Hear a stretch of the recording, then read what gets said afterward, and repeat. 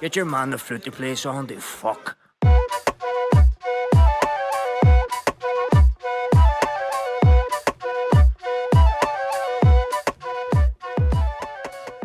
Dear Gwitch, everyone, Kojima Atashi, and welcome back to episode number 103 of the Inline G, a Flute podcast with me, your host, motherfucking Inline G. Welcome back, everybody. It is hot as fuck here. I am sorry, it is so fucking hot. I'm like a wee dog in heat up here. I'm surprisingly busy at the minute for someone who's doing fuck all.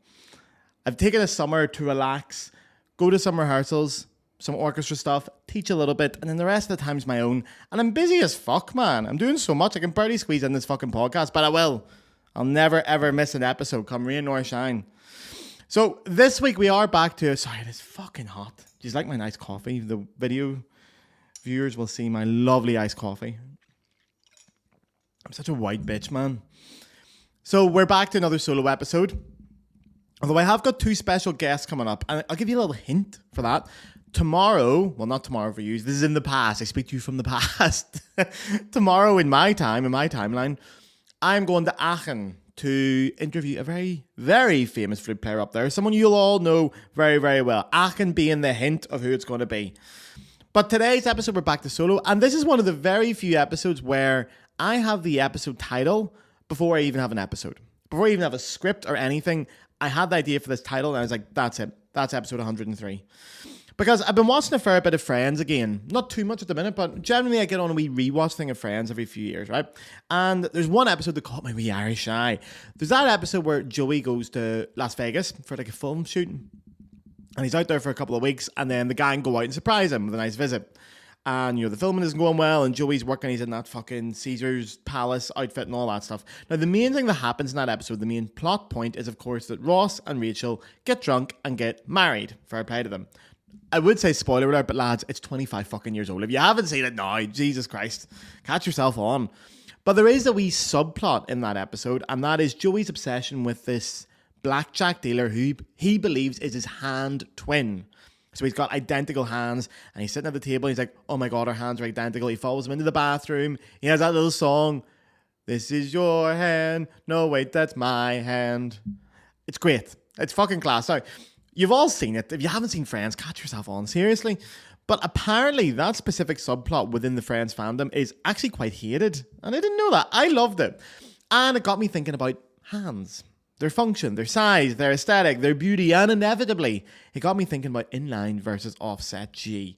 Now, the only real time that I went fully in depth on inline versus offset G was way back on episode number 1, the debut episode. Since then, I've grown in confidence, or my ego's got bigger if you want to get technical, and I'm not as much of a fence sitter as I was back then. I'm more strongly opinionated and more confident within my opinions.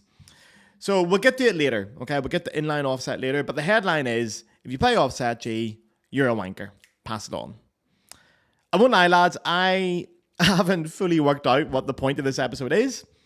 I don't really know where it's going to go, but I'm glad you're following me to come along with me. We're going to see where this ends up. I haven't got a fucking clue, to be honest. I'm thinking on the spot here, but I hope we can find out together, dear listener. So we're going to start with hands. Why do they matter? Okay? This is the rabbit hole I've been down, so you are coming with me now. Obviously, the predominant purpose of hands was evolutionary because without hands, we couldn't hold our pints. So for most jobs, hands, especially fingers, aren't actually that essential in their entirety. For example, here in Cologne, I played Gaelic football and hurling, two of the most amazing sports in the world, but especially hurling. For anyone that doesn't know hurling as a sport, fuck, go check it out. I played it here. But I had to stop because people break their fingers all the fucking time, okay? Even if they don't break it, they'll bend a finger or stave a finger, and it might be the wee one, it might be the ring one, and nobody really gives a fuck. They don't talk about it. There's so many players on the team that are like, oh, I can't really bend that finger fully because of hurling, and I haven't been able to do so since 1997. But nobody really gives a fuck because there's very few jobs in the world where you need all of your fingers fully functional and at their best. But we do, as flute players and musicians, so I hung up the boots after just 6 months. Although I did score a debut goal in hurling against Prague GAA. Never forget. So, there's endless reasons why hands are handy. This is the kind of content you're getting in this fucking podcast. Man, I need someone to write my jokes for me. That was fucking terrible. Neanderthals. I've been talking about them 2 weeks in a row. I feel like I'm Neanderthals on the brain at the minute. They're like a fucking London bus. You wait ages for 1 and 2 coming along at once. But they had funny hands. They had like those big long fingers that are slightly curved like a big monkey, like a big gorilla. But the modern human hand was formed about 300,000 years ago. Not just in terms of the shape of it, but also the neurological connections that we have for like fine motor skills. Now, for flute playing, there's a couple of very obvious uses for the hands, all right? Now, firstly, holding the fucking thing. Now, you would think that holding the flute, this would all go with saying, but this go without saying. I shouldn't have to discuss how to hold the fucking flute. We should all know by now. But it's actually a pretty tricky subject, and a lot of people are incredibly uneducated on it. So let's get to this. There is a really interesting story behind all this. Okay, so the way we held the flute, or flute players generally hold the instrument, changed a lot when the bow and flute came along. I talked about the bow and flute last week on last week's episode. Go check it out to hear it all. But essentially, the flute that you and I play, the classical flute with all the keys and stuff, is the bow and flute. Everything changed when he came along because there was a lot more keys, a lot more weight, a lot more adjustability with where the head joint goes, the foot joint, the lip plates, all these things changed. So a lot of things changed, especially with the placement of the hands on the left index finger and the right thumb. Now, there's also how do you align the flute, as I said, when you actually put it together, where things go, how turned out should the head joint be, where should the foot joint go, blah, blah, blah. It was a big change. All these keys came along. Now, in the end, the standard one nowadays is one of 2 techniques. We have 2 ways of holding the flute nowadays.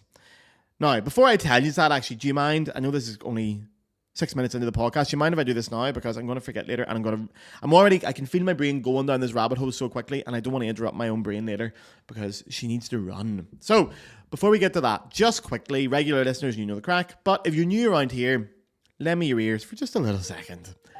The Inline G Flute podcast is free, and it will always be free. That is a motherfucking guarantee. But if you wish to donate to the podcast, you can now do so through the Patreon. On the screen now is the address, and for the audio listeners, it is patreon.com/the Inline G Flute podcast. You'll also find the link in the description.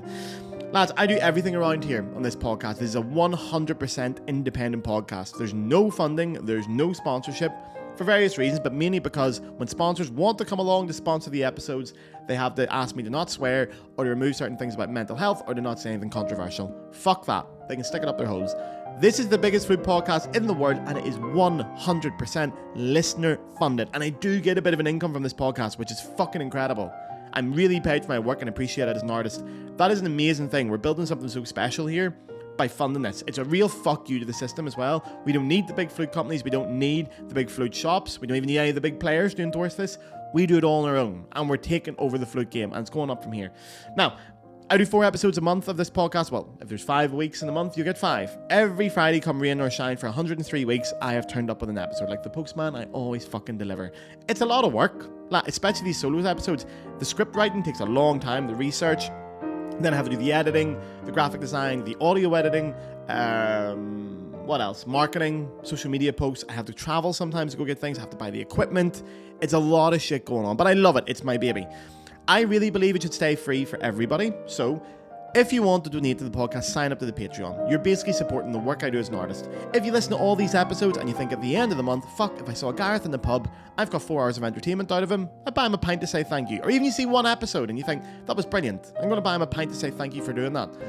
Do it digitally. It's €5 a month, or $5 a month, I think actually it is now. That's nothing, okay? You can jump in and jump out whenever you want. If you sign up, you can instantly sign out again and just give me the one-time $5.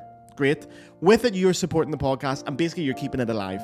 Without the patrons, I would never have kept this podcast going. They're the MVPs of this game. So if you are a patron, thank you so fucking much. If you're considering doing it, do it once, okay? Do it as a one-off. If you find you have a month where you have a little bit more money than usual, buy me a cup of coffee. And just, honestly, go in, sign up to it, and just fucking unsubscribe directly after your payment's made.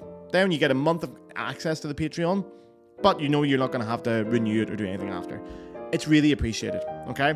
If you can't afford it, because you're an artist and times are hard, that's fine. Someone else is paying so that you don't have to. It's a system based off kindness and kindness. It works very well. I'm really happy with it. And as I said, we're the biggest food podcast in the world, 100% listener funded. So thank you very much, everybody. I love you. Mwah. Now, get back to these 2 positions that you can hold the flute with, okay? You might not have even have heard the names of these positions because at this point, they're the absolute bog fucking standard accepted way of holding the flute, It's just so, we would just call it how to hold the flute. We don't even know the name for it. But two positions. The first one is called the Rockstro position. Now, this was coined by a guy called Richard Shepard Rockstro in 1890 in a treatise called Construction of the History, the Practice of the Flute. Now, it is an important piece of literature in the flute canon, okay? 1890 was a very important time with the flute because it's where it's starting to get the boom flutes developed. It's really picking up steam. And a lot of things are knocking about now. The repertoire is getting better. The big players are popping out. This is when our modern flute took off. So this was a really important piece of literature. Now, fair warning, it's not a page turner, okay? I've ordered a physical copy, but I found a version online for free, a PDF, and fuck me, man. It's not a page turner. Last week, I was reading a book about two gay NHL players that took each other off in a DJ booth for my dirty book club. I love my dirty book club. And reading that and then reading a treatise on the construction and practice of the flute, fuck me. It's night and day, lads. Nobody's getting tugged off in this book. Nobody's riding anyone in this book. Not even a mention of, I'm not going to do it. My grandmother watches this podcast. But the book does have a mountain of detail about the flute. It's absolutely fucking packed full. It's super informative. It just reads a bit like a dictionary, okay? And it's got that yoli English kind of font and way of talking. It's sometimes a pile of wank. But listen, it was 135 years ago. We can't hardly blame the fella. Now, it covers a lot of the pre-Boehm stuff, especially. So we had the classical and Baroque flutes. Again, if you want to hear more about that, check out last week's episode. It was a fucking belter of an episode and got shit numbers. I was so proud of that episode. I was really happy with it. Nobody fucking listened to it. Go listen to it. But he also discusses how to hold the modern flute, okay?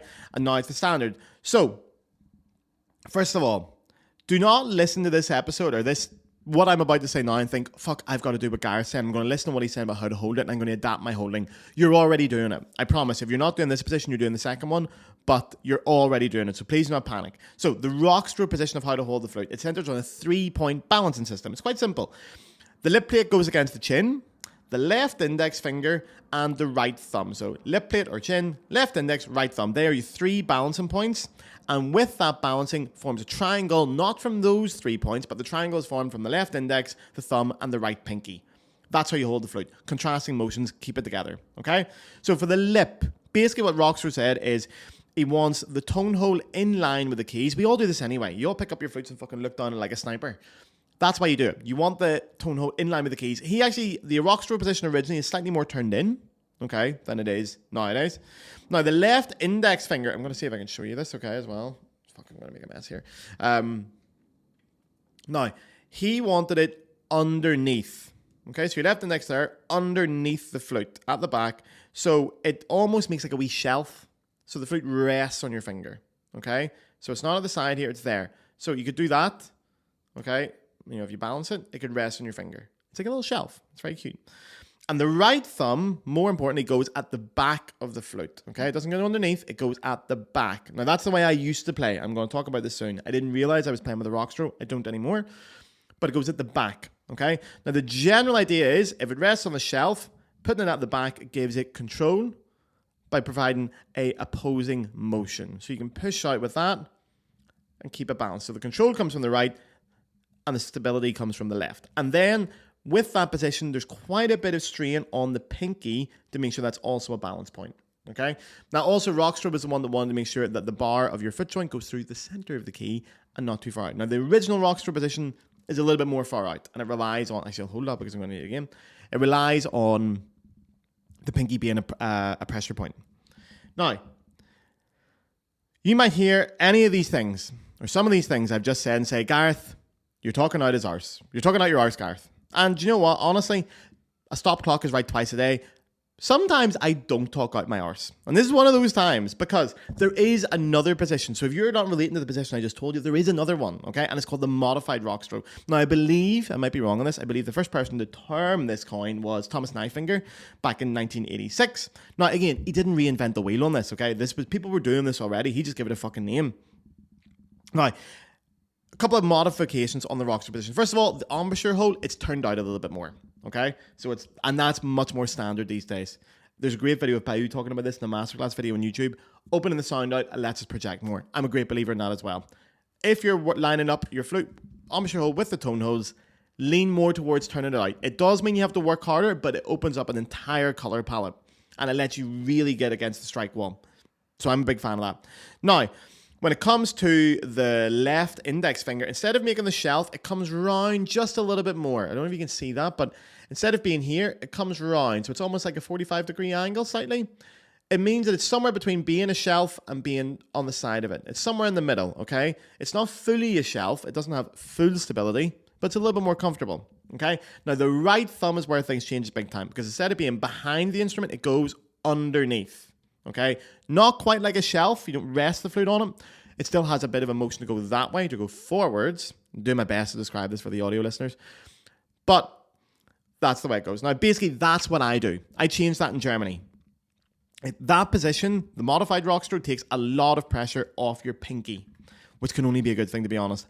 I used to get so many painful things with my pinky because it also locked in when you were playing, and it's a fucking pain in the hole. So here's my basic idea, okay, if you want to know how to hold the flute. And I really believe this is the right way, okay? I know people have different hands and blah, blah, blah. Fuck up, all right? Hands are hands, all right? Unless you've got some kind of injury, and you've got normal hands, quote unquote, you'll be grand, okay? So here's what you do. Take your right hand. Do it now while you're listening to this podcast. Take your right hand and let it go limp. Let it drop, okay? Or sit on it for 20 minutes and then it feels like someone else is doing it. I'm sorry. I really wish I didn't squeeze that in. All right, okay. Look, let your right hand go limp. Let it drop now. Notice, if you take your index finger and your thumb and you put them together, that is a very natural movement. We're going to talk about the tendons that connect those two movements in a bit, but it's a very natural movement. That is where your F key and your thumb should rest, okay? Really simply, there's your natural movement. It lines entirely with your bone structure and your natural tendon movements. Bingo. Stick it on your flute, okay? There's where your thumb should be. Easy fucking peasy. Then we curve the fingers a little bit, and we'll get to that later. That's it. It's not fucking rocket science. So you think you're a rocket scientist? Fuck, I love Shania Twain, man. My brain is going off on one today. Fucking hell. Now, doing that will naturally help prevent injury and increase endurance because you're getting your hand as close to the natural position as it's meant to fucking be. It's simple. And here's the key when it comes to a good hand position. No tension. You shouldn't be playing the flute with tension. You shouldn't be doing anything in life with tension. That's a general rule. Get rid of your tension. If you're feeling tension, you're doing it wrong, lads. Now, also, this lack of tension that we have when we play like that is what makes our fingers go fast and go faster. And flute players are not the only people in the world who are fast fingers. Fingers can go fucking fast, man. I'm not going to make that joke. You know what a joke I was going to make, but my girlfriend watches this podcast, so fuck. Right? Anyway, fingers go fucking fast, lads. They're speed of light. And we're not even close to other professions when it comes to this. I've done a bit of digging here, did a bit of measuring. So it is hard to measure finger speed across multiple disciplines because there's many different styles and ways to measure it. For example, are we measuring tapping of the finger? So, like typing. Are we measuring coordinated motions, which rely more on fine motor skills? Are the fingers isolated or are they integrated, i.e. are they working together or are they in opposing directions? Now, let's take tapping. Most people can tap a single finger, 5 to 7 times a second. Try it now. Just tap on your leg, get a wee fucking stopwatch up or even count. You can tap it normally between 5 and 7. Now, if you're a flute player, especially if you're a good one, you might notice that you can do a little bit more than that, okay? Because elite level performers generally get somewhere between 10 and 15. Now, typists, for example, this is where we've got a field where it has been measured quite extensively.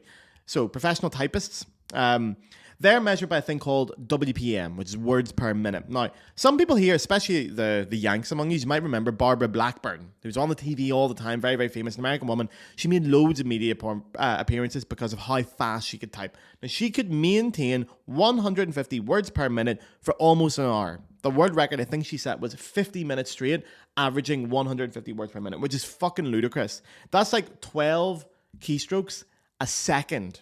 Roughly in and around that. 12 keystrokes a second. Every second, she's hitting 12 different keys. And she's doing that for fucking 50 minutes to 100% accuracy also. That's incredibly important. The accuracy is 100%. The world record was with Barbara for a very long time. And it was an incredible record. It actually got overtaken recently. I'm not very happy about this. Now, the person is called Mythical Rocket. It's a YouTuber. He's a wee wanker. He's like 15. He's a bit of a prick. He went right up to 305 words per minute, smashing the record, but he only did it for 15 fucking seconds. Now, fair enough. That is 20 keystrokes a second, and he did it with 100% accuracy, but 15 seconds, like, we can all last 15 seconds, I hope. So, I'm not very happy with that. I feel like Barbara still deserves to be number one. because she really did a lot and she was cool. And this wee wanker popped up. He's on YouTube. But as flute players, we need our fingers to go fucking fast, okay? And then the question is, do we curve our fingers to do so? You've all heard this, okay? Piano players too have this. Most instruments, do we curve our fingers to make them go fast? And there's arguments about it. And there's schools of thought, which is fucking ludicrous, considering the fact that we have access to such biology at your fucking fingertips. You can go Google it right now and get a wealth of journals and pictures of tendons. And it's so obvious about this. So should you curve your fingers when you play the flute? Of course you fucking should. Easy. Very, very... I'm going to give you a biology lesson. Very basic biology lesson, okay? Your fingers, your lovely fingers, right? They don't have muscles, okay? I have made that mistake before. I thought fingers had some muscles in them. They don't have muscles. They move because of tendons. So it's like a pulley system. The tendons in your fingers are connected to your hand and your forearm. It also makes me sick talking about this. I don't know if anyone else got this in music college, and when you're getting lessons, when they have the diagrams of the fucking human body or that skeleton thing, and all the fucking veins and shit going through it. I want to fucking stinking. It's fucking stinking. And they're like, or when they bring in the big giant rubber lungs, and I'm like, ugh. There's no strawberry ice vape in that. Stinking. But anyway, tendons. Each finger has two tendons, okay? It has a flexor tendon, which closes, and it has an extensor tendon, which opens. Now, I saw someone on Flute Forum talk about this and say, oh, your ring finger and your little finger have one tendon together. That is dog shit. Go look at the fucking pictures. It is dog shit. Now, it is true. Tendons do connect at some point between certain fingers, and it's very common to get it between the ring finger and the small finger, which is why you have to train them to separate that connection. The main reason, it is genetic why it pops up, but the other main reason is because we never train these fingers independently. It's the neurological and motor skills that we need to train, not the tendons. They can always operate. Unless there's something wrong with you, you can always operate independently. Which is why flute players, go have fun with this. You can move, if you're a good flute player, you can move your little finger up and down independently of your ring finger. Because a lot of people will get that, where they move almost entirely together. You can move your finger up and down. I can do it in both hands. And we can do that one, the Spock. You should be able to do that again. If you train the independence of your fingers, we should be able to do that one as well. And the other one as well is to put your middle finger and your ring finger up and curve your index finger and your little finger without using your thumb. So just doing it. So curving, almost like a fist. Curving your index finger and your little finger and keeping the two middle fingers up without locking your index finger in with your thumb. Not using the thumb at all in it. Okay? And when you do it, you can feel your forearm where the tendons connect. Flute players can do that. People who train the independence of the fingers. And it's also because we've trained and worked with our extensor digitorum. Look at the big words, okay? And this is the main reason why you should play with curved fingers, okay? Because the curve allows for more isolated movement of each finger. Now, flat fingers. Generally, when you play with flat fingers, you're engaging the hand as a whole. That movement with flat fingers is trained to grab things, to hold things. That's when we use flat fingers. So you're engaging the hand as a unit, especially fingers 2 to 5, which are joined together. So there is a big tendon in here called the extensor digitorum, and that connects your 4 fingers, basically, apart from your thumb. Okay, so when you use flat fingers, you're activating that tendon and you're moving all together. So if you play with flat fingers, it's very, very, very difficult. Irish flute players do it, and they do it amazingly. Don't get me wrong, it's not impossible, but it could cause problems further down the line, which a lot of Irish flute players have when they play the Irish flute. They have a lot of problems with fingers, repetitive strain injury, etc., etc., etc. But they're hell bent on keeping their ways, and I'm not gonna argue with them. So flat fingers cause hypertension, essentially, which over time can really start to fuck you. And look, lastly, here we go again. Let your hand go limp. Just drop it like a dead fish, right? Look at your shape of your fingers when you drop them down. They're not flat, or they fucking shouldn't be. They're not flat. They are naturally curved, especially when you move your hand about. Move your hand about and let your fingers go limp. The fingers will naturally curve. They're meant to be curved. Your bone structure follows a curve. Your tendons follow a curve. Your hands follow a curve. It is the most natural, and you want to align your hand position to the most natural, untense state. If you take tension entirely out of your hand, that's what it looks like. You want to play with as little tension as possible. Your fingers will be curved, okay? So you'll play faster, you'll last longer. That sounded like an advert for Durex. Now, easy, all right? Fingers with independence, can move with fluidity, and the natural curvature has another benefit. Okay, that lovely curved finger thing. There is something else great about it, and that is they look fucking gorgeous. They look gorgeous. Now, you're thinking I'm mad here. Now, bear with me in this. Obviously, it wouldn't be Inline G if I didn't turn this into something sexual or dirty or sexy. You're going to think I'm mad here, but nice fingers and nice hands is a big thing for a lot of people, okay? Flute players have gorgeous hands. Often we have gorgeous hands. I've got people mess me about my hands on this very podcast because of the way I move them, the way I hold them, because I'm always doing this with my fingers, and I have very nice hands. I think that independence that we develop, where the fingers can move so fluidly and so gracefully all the time, and I'm always talking with my fingers, and I can always move them like this. I see it with guitar players well a lot. It looks good. It looks sexy. It looks very smooth and fluid, and it looks lovely. A lot of people get, I've got messages in this podcast, I'm not going to say that. So if you listen to the audio version, get yourself onto the video one and check out my hands. Also, what do you think about my rings? I'm wearing more rings. I'm bringing more attention to my hands because I love the fact they look good, and I think rings attract attention to that. I'll maybe get to that later. I'm going to talk about maintenance of hands.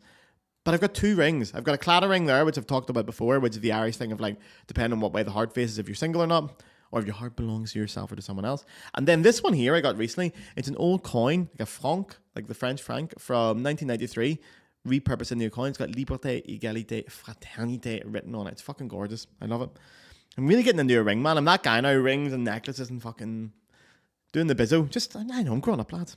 Now, my hands weren't the first ones to be lauded as an international sex symbol, okay? Many hands walked before these boys could run. So there's so many examples in media of nice hands, like Zoolander. Anyone ever seen Zoolander? That fucking hand model, JP Pruitt. One of the best characters in the fucking thing. It is, okay, a bit of a caricature of what a hand model actually is, but it is a thing. Hand models are a big thing. Bridgerton, okay? I don't really watch Bridgerton, but I know this scene, and it's the scene where Anthony touches Kate's hand. Like that, there's such subtle movements in that had people fucking going wild just because of a couple of hands. Phantom of the Opera. The Phantom has a gloved hand because it sort of symbolizes mystery and hiding ugly shit. While Christine's hands are so pretty and so elegant, and that's the deliberate ploy or motif in Phantom of the Opera to show that contrast and to use hands particularly to highlight it. How many Chanel ads or watch ads have you seen where you're looking at some fucking gorgeous hands? There's a woman called Nina Taylor, right? And she's probably one of the most famous hand models in the world. She's known as the Kate Moss of hand models. She gets upwards, like her minimum starting price for a photo shoot using her hands, 6K. 6,000 quid. 6,000 smackaroonies. Pounds, dollars, that's pounds actually. £6,000 per shoot for her fucking hands. Isn't that her hands are insured for £2.5 million. That's fucking wild. And she uses her hands as doubles. So when like a model's doing a photo shoot or an advertising campaign, anything that zooms in the hands will be Nina's hands. So she's done hand doubles for like Heidi Klum and Demi Moore and Scarlett Johansson. What year is it there? Dorian Gray. If anyone's ever read Dorian Gray, Picture of Dorian Gray by Oscar Wilde. Oscar Wilde's only novel. Fucking amazing novel, by the way. He talks about Dorian's hands quite a lot in it. They're mentioned quite a few times subtly, and especially as the decay goes on. Okay, I'm not actually going to spoil Dorian Gray because you should read it. It's fucking class. It's quite short as well. As I said, it's Oscar's only novel. It's fucking brilliant. As an artist, you should read it just for the intro to it, where he has this whole thing about art. It's fucking class. Read that alone. It's the first page, and you can throw it away. Okay. But the artist in the book is a guy called Basil. And he even says a person's vices can be seen in the molding of their hands. Which means, that explains why my hands are molded into strawberry ice vapes and pints of stout, and you fucking love it. Now, I suppose the most famous hands, or the most famous depiction of hands in the world is Michelangelo's Creation of Adam. The one where he's fucking pointing their fingers at each other. Adam's lying back, he's got his finger pointing out, he's nearly touching the other finger. There is so much beauty and especially tension in the way those hands are depicted. And Michelangelo chose hands for it. He could have chose any other body part, he could have chose any other symbolism, but he chose hands and fingers because we all know how fucking gorgeous they are. Now, when it comes to flute players, so many flute players have gorgeous hands when they play. I'm a big fan of expressive fingers. I love to see players play with their fingers. It's a more modern thing. If you look at players like James Galway or Jean-Pierre Rampal, Marcel Moyes, people like that, they didn't really use their fingers in that expressive way. They played quite flat and quite close to the keys for efficiency, technicality, and stuff like that. But now that performing in general in classical music became more of an overall aesthetic thing, obviously television and the rise of television playing a huge part in that. You can see people adapting the way they do that. Now, one person who stands out straight away when I think of nice hands when they play, Ruben Kim. Ruben Kim's fingers are gorgeous the way he moves, and they're so expressive, they curve. And it's not just by pressing them down, the way he brings them up between notes. He opens his hand up for more expressive notes. He gets them more curved and aggressive for fast passages. It's part of the performance, and they look amazing. And it creates this consistency or coherence within the performance. They're beautiful to watch. And let's be honest, when you're watching a flute player, you're not fucking engaged the entire time. Sometimes you get a bit bored, okay? That's normal. The best flute players, we get a little bit bored, okay? That's where you read the program or start watching their fingers because it's like a wee show in itself. Julien Baudimont does the same thing, not to the same extent. Ubin's extreme, but Julien does the same thing. He's very expressive with his hands, as is Jean Ferrandis and Philippe Bernal. All those really top French players, they all use their fingers. Curved fingers, subtle movements. It is poetry. And you know who I'm going to say here because I can't go a fucking podcast episode without mentioning her, but Magali Monnier. Her hands are like fucking art. They are beautiful the way she plays. They move so gracefully. They're fucking hypnotic. It's one of my favorite things about her playing. And we've talked about using the hands to express before. It's something that she does deliberately. Very constantly and deliberate, not kind of. On a side note, we should talk about hands when you're getting on camera and stuff, because when you play the flute and you get videoed, they love to zoom in your hands. I'm a big fan of painting your fingernails, boys or girls, okay? Or they, thems, or anything in between, or non-binary, whoever you are. People, paint your fingernails if you want. It looks fucking great. Paint them well, okay? Don't have the fucking emo little blurge of black in the middle, okay? Paint them well, okay? Do a good job of it, because people are going to be looking at them. Give them something to look at. If you want to paint your fingernails, do it. It looks great. I'm a massive fan of it. But at least, if you're not going to do that and go to that extreme, please look after your hands. Oh my God. I have to tell you this, lads. You really have to start looking after your hands. Especially if you're single. You never know where it goes when you have nice hands. Moisturizer. You need to moisturize, boys. Especially boys, because I know the girls are doing. My moisturizer is from Rituals. I think you can get... Rituals is the body shop as well. You can buy their products. It's called Rituals Sakura, right? It's like it's about 13 fucking quid. It's a wee pink and white thing.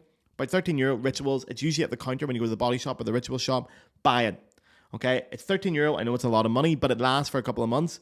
It is fucking the best moisturizer. I've tried them all. It's the best hand moisturizer I've ever tried by far. You need a tiny wee bit of it. It smells like rose water. It's fucking class. They also have one that's made with avocado oil. It's a white and green bottle. Backup option. Okay? Really, really good. It's the king of hand moisturizer. So you're a flute player. You got to keep working on keeping these hands lovely. So lads, also, you're not going to like this, but consider shaving or trimming the hair on your fingers and hands, okay? I know it sounds mad, but it looks bad, okay? Unless you're one of those people that really suits the rugged look, consider it. Just consider it the way you would consider shaving your head or looking after the head and your hair. Look after the hair and your fingers, okay? And make it coherent. If you're going for that rugged, loads of testosterone, bursting out with hair look, keep them nice and hairy, lads. If you want to trim it up a little bit to make it more coherent with your overall look or aesthetic, trim them. Make it a point, okay?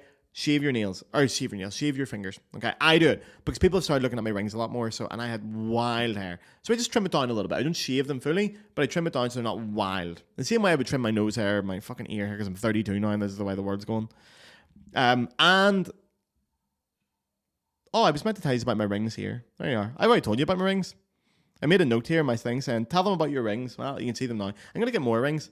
Do you think I'm a wanker? Honestly, someone tell me if you think I'm a wanker. If I'm getting too big for my boots, I'm relying on someone here in this podcast to let me know. But like, I wear rings the night before. I think it looks great because people look at your fingers and they're like, oh, that's a nice ring and stuff. I think it looks great. Lads, I have to say, it looks really, really good. I might even get rings on all my fingers. And I'm thinking of getting a tattoo on my finger, but well, we'll see about that. Now, keep your fingernails tidy. Oh my God. Lads, especially lads, girls tend to be good at this. Lads, trim your fucking fingernails. Really. And honestly, I trim my nails 2 to 3 times a week. Really, that often. Because I'm teaching all the time, I'm performing all the time, I'm rehearsing, people are looking at my fingers all the time. I want to make sure they look their fucking best. I know it grows back quicker if you trim it a lot, it doesn't matter. Get a manicure if you want, you can do it your fucking selves. Get a decent pair. Like, especially if you're a guy, we do not spend much money on beauty products or cosmetic products. We need a handful of them and they last for life. A beard trimmer if you need it. Something to shave your head if you shave your head, and something to trim your nails. That's pretty much it, right? Get a good one and trim them all the time. Trust me, it looks disgusting. Nothing puts me off anyone more than bad fingernails. It is fucking stinking. Long fingernails are disgusting. Guitar players, I know you need them, but when you have that big long thumbnail, like big fucking witch, it makes me want to boke. It is stinking. I honestly gives me the ick so hard to say big fucking long.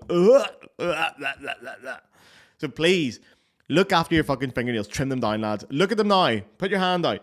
Look at these hands here. They're fucking beautiful, right? I don't want to brag, but these are beautiful hands, right? Sound like Donald Trump. The beautiful hands, the best hands. I know a guy, a bad hands. I can't do it, Trump. Fuck. Anyway, you know where the wee white bit comes on the top of your fingernails? That's your line. That's where you cut to. Trim to there. It looks good. It looks neat. It looks nice. Put a bit of moisturizer on so it doesn't get all dry and chapped around the top, and you'll look great, okay? Trust me, people love a nice hand. And you're keeping our reputation alive, right? Flute players have reputations for nice hands. Don't let us down, okay? All these players who have lovely hands and lovely expressive hands and the way to play is beautiful. All those ones I just listed off, all the lovely Frenchies, they have something else in common, apart from being French and beautiful. They play Inline G. Okay, now I don't want to go on a big rant because we're nearly done with this podcast. We're 35 minutes in, okay? And to be honest, the Inline G versus offset thing, that's going to be something I'm going to revisit as an episode in itself. I'm sorry if I implied at the start of this podcast I was going to say loads of shit about inline versus offset and analyze it and do all that, because I won't. All right? A honey dick is a wee bit there. I'm sorry. But here, I'm just going to tell you quickly. Inline G is correct. Offset G is incorrect. There you are. You heard it here first. Fuck you, okay? Inline's class, offset shite. Blah, blah, blah. Just curve your fucking hand. If I hear one more argument, oh my God, flute form when it's brought up, I have this and I have that and I have small hands, and you all fuck up. It's Americans. I have a little bit of a conspiracy theory that in offset G was developed purely for the American market because Europeans don't play it. Okay, the Brits do, but that's it. It was developed for the American market as some kind of new thing for them all just to fucking bitch about and keep themselves busy. Americans need to talk about things. They need to have things. They need to have like gadgets and new things and explain why they do that and why the other one does it. They love getting in a war with each other about fucking everything. That's it. And I think the flute companies all got together and said, we're going to stick the G out. We'll do something different so the Americans all fight over it and then they buy it. That's honestly what I think it is. I think it's a scam to sell more flutes. Because I know lots of people with small hands who play inline, no problems at all. Because you just fucking hell. Like, look, that's where your fingers go. If you can't, okay, if you're listening to this, I'm sorry. But like, if that's where your fingers go, right? Just fucking move your thumb up and curve your fingers. Easy. Look, just fucking, your thumbs there, just move it up.